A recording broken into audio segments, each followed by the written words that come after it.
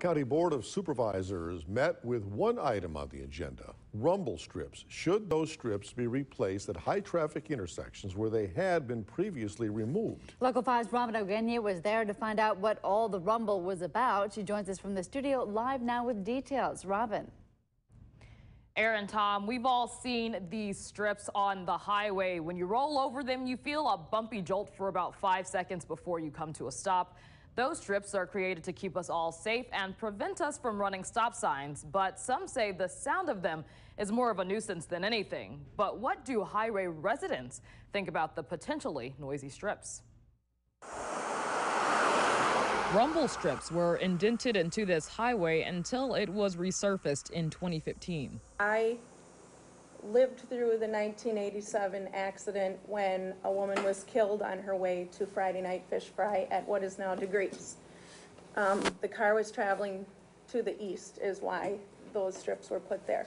Recent fatalities, including one at highways G and Z near Waymore Park, has led Public Works to reevaluate creating a plan to put more rumble strips at potentially dangerous intersections.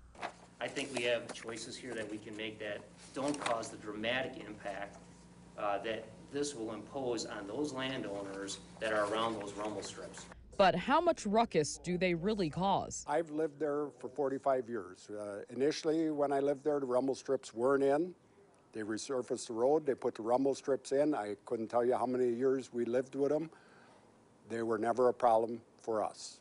And the Highway Commission does not lack research on safety alternatives. There's other things we can do. We could put up another stop sign on the left side of the road.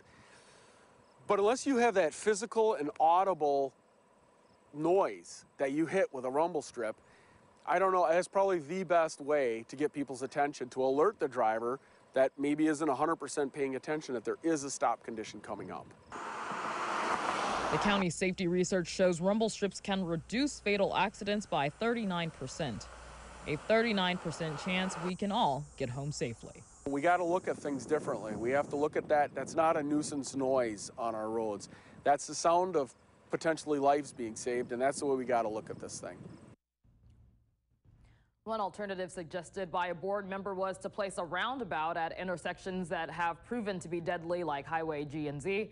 Public Works said a roundabout would cost about $750,000 to build. The cost of rumble strips about $2,000 or $3,000. In the studio, Robin Ogenye, Local 5 News.